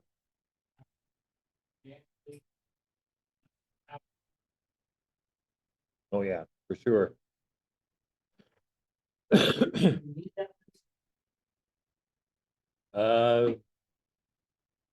Yeah, pretty much. Now, in this case, what I did with, we don't have much time left here, so I want to move on to cleaning up those parts to show you what you do once they're printed. So anyway, what I did in this case, I hollowed that model, and then in the bottom side here, actually, you know, the lowest point where it was hollow, I put in a couple of like 2mm holes, right? So that it doesn't create that suction cup effect. Because if I turn this, and I can show you here, like you can do a cross section all the way down through this thing.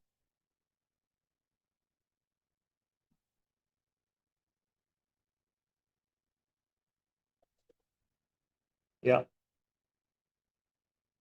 And also when you're doing supports, like see this, those red areas here, that's where it's not supported very well. Okay, so like in this case, I would go in here now and, you know, just add some more supports manually, which is just go along and fill in these, just to add a little bit more support in those areas. So now, once you've done this, and I'll just do this with a different model here right quick. Get rid of him. Guy.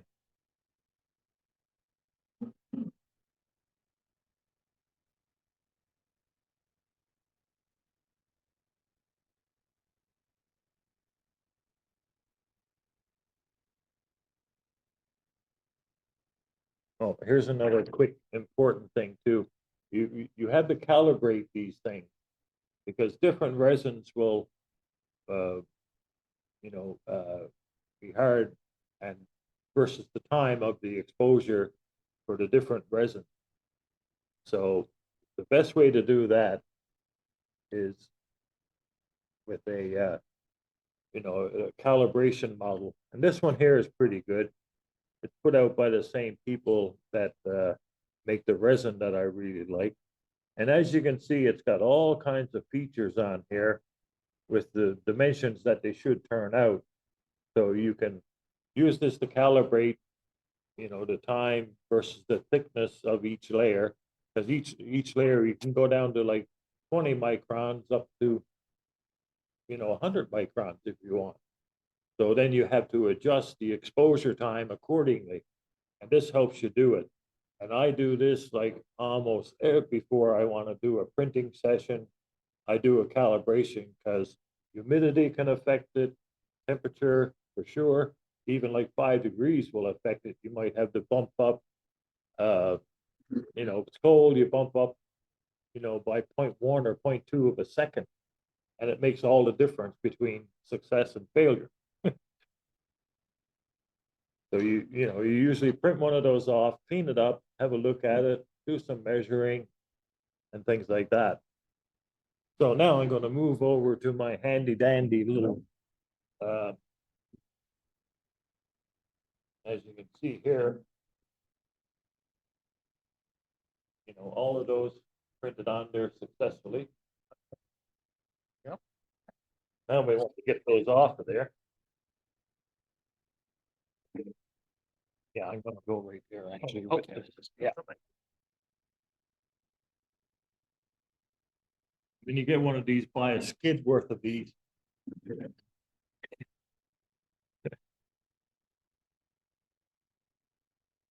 And you'll see, guys, and there's all kinds of tutorials on YouTube.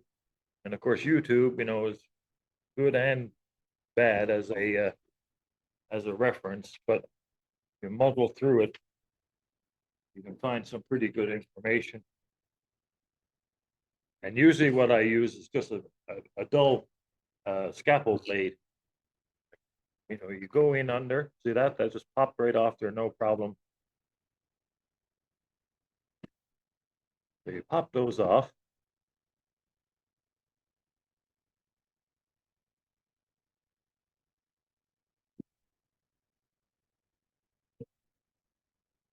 And when you're handling these parts after they just come off of the printer, you don't want to really grab part like with a pair of tweezers or something on the part itself. Grab the supports or something like that to work with it until you do the what they call post curing.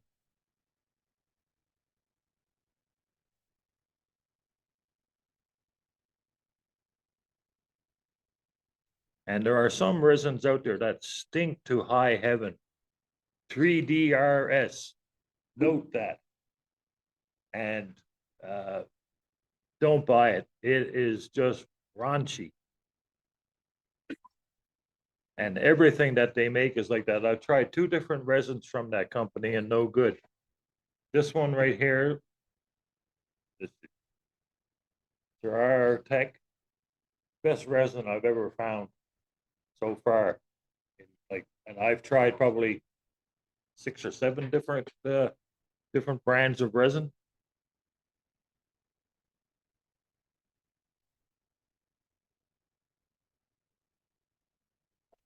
Yes.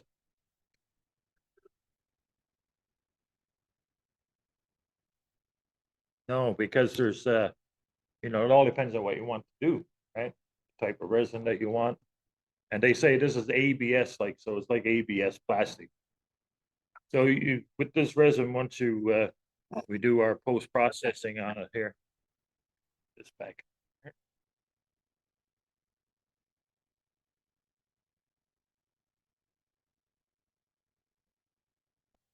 So in this box here, I'll show you that in a sec.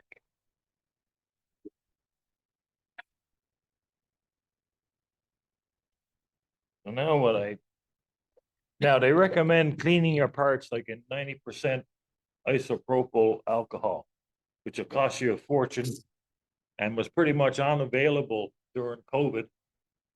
So one guy that I saw on YouTube, he was using methyl hydrate, which of course you can just buy at the hardware store, and it's common as dirt. So that's what I have in here, just a bit of methyl hydrate.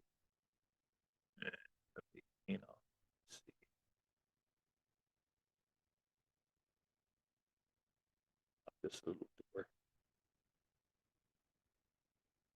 So basically switch that around a little bit. And methyl hydrate, well, it's not real good stuff to be handling too much, but like anything, normally I would have, have gloves on and everything when I do a run of this. Yeah, it does work, but it, not as good. And, with the stuff that we deal with, I mean, your Mr. Surfacer is probably more harmful than this is, especially if you're breathing it, right? So anyway, you take those and you have to let them dry thoroughly. And sometimes you might have to go back with a part that has a lot of nooks and crannies. I just use a little, don't use a toothbrush or anything like that, because that'll definitely scratch the parts, because they're a bit soft. So, well, that's what we're going to do now. Yep. You're getting ahead of yourself. And we're almost done. Yeah, we're almost there. This is gonna be So 2 this minute is a little curing box that I came up with. Yeah, oops, sorry, Stuart. I'll turn it back once. Yeah, and basically I bought a UV light bulb at Canadian Tire. And this is foam core board and a piece of masonite on top with just a jam fit for this little fixture here. And then the silver lining, that's all made from Lay's chip bags, which I enjoyed eating tremendously. It was more fun than making this thing, right? And in the bottom there, I have a little mirrored 4-inch diameter mirrored turntable that you use for displaying your models on. So for about 50 bucks, I got my curing station. Minus the price of the chips, of course. Yeah.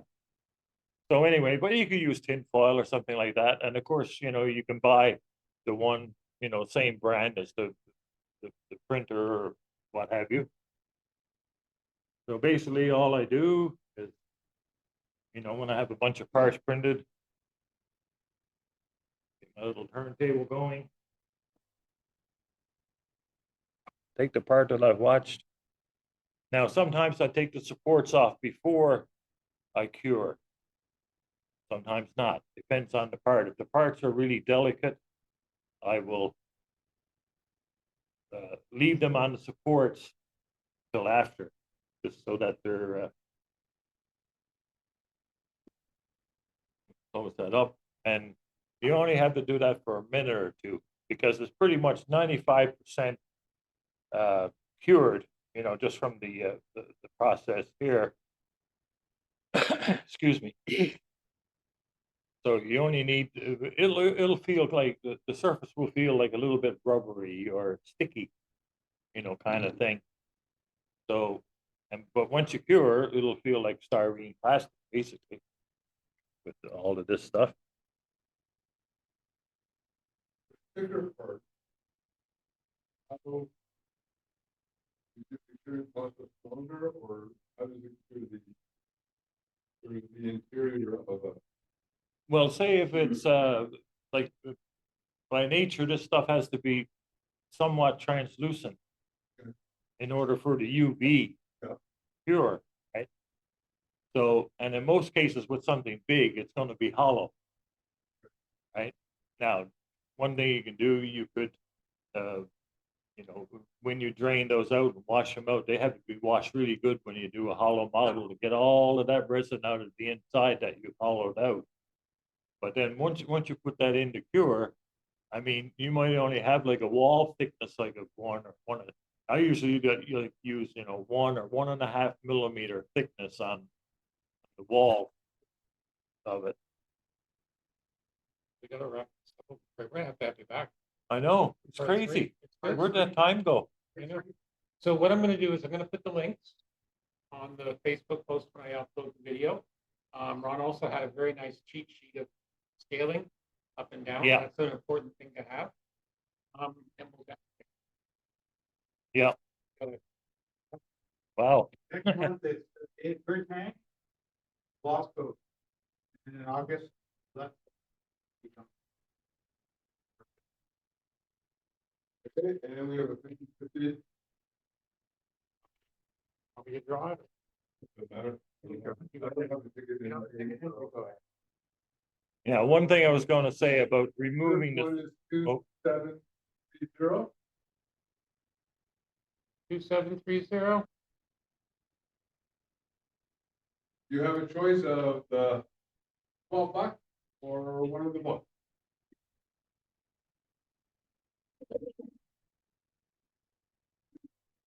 yeah, one thing I was gonna say, to remove these supports, I use just a small pair of scissors. And here's another number.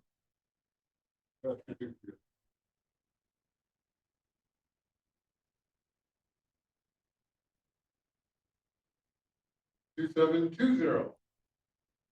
2720. Oh, There you go. Yeah. all right, it's good to get back. Oh, yeah, for sure, yeah. That was good. We got to play with the new cam, that worked out well. It was Yeah. good. And I just gotta drain my vat here. All right. And for all you guys playing the home game, thank you again. And we'll talk to you all later, guys. Great presentation. Good stuff.